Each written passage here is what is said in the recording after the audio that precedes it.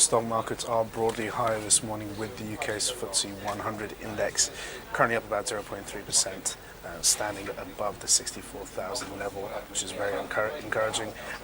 In Europe, the Euro Stoxx 50 index is trading lower at the moment, only slightly lower, down 0.1%. While in the currency space, the euro is moving up against the dollar at the moment. It's at around about 134. However, sterling is falling against its rivals. And in the peripheral bond market space, both Spanish and Italian bond yields are relatively calm. Good morning, I'm Ishaq Siddiqi, and welcome to another Daily Market Bite. I'm going to give you a quick idea of what's going on in European trade this morning. So we are broadly positive. Yesterday we had one of the strongest days of gains for the European markets and the US markets. Yesterday we had a very encouraging German ZEW survey, which pointed to optimism around the German economy in the next 6 months. That lifted European markets and fed through into a US session. In the US, the S&P 500 actually closed at 1531, not too far off from its all-time high. So coming into today's session, it was pretty much expected that we're going to have a bit of consolidation, with investors pausing for breath ahead of some of the key data events coming out. Today so far we've had the Bank of England meeting minutes for the last policy meeting. Interestingly, and by surprise for many investors, they showed the Bank of England is leaning towards more QE in the future by an expansion of around about £25 billion. At the same time, the Bank of England also discussed rate cuts, which is new. That's fresh news, and that's putting a bit of pressure on sterling, but has lifted the FTSE 100 above the 64,000 level. And at the same time, the Bank of England appears to be a bit more dovish on the whole. And it's likely that they will pump more QE if we see further weakness in the UK economy. GDP figures are out next week, the second release, and so far fourth quarter GDP for 2012 was pretty weak.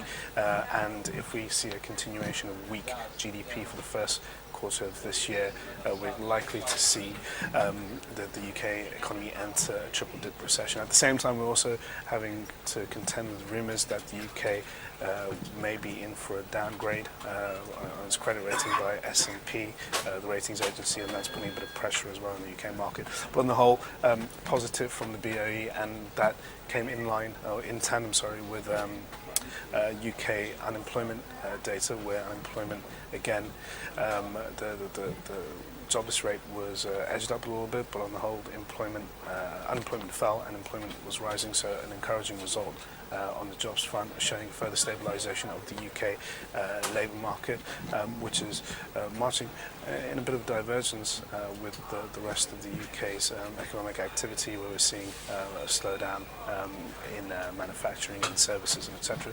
So a positive standing out of the labour market, and obviously suggests that companies in the UK are back on the hiring, are unfreezing hiring and back in the jobs market, looking for people to occupy jobs. So going into what's going on in Europe today, it's a pretty mild tone. Risk seems to be on the upside. We had some French business confidence in data, which was much better than expected. That gave a boost to European markets early this morning. German PPI also rose, which is encouraging, and investors are on the whole broadly positive ahead of more German data this week. We've got GDP figures coming out from Germany on Friday, and we also have an IFO survey out on Friday too. And investors are hoping that yesterday's ZEW survey may be reflected, that similar tone may be reflected in the IFO survey on Friday.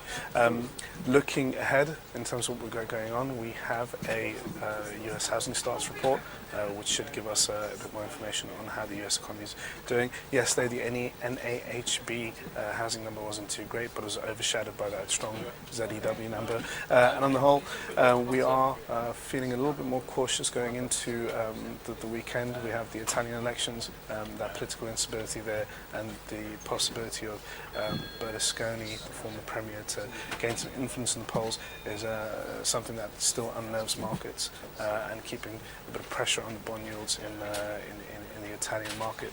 But on the whole, we are generally positive, especially after yesterday's strong Spanish debt auction. Anyway, that's all for your daily market bite, and tune in for another one tomorrow.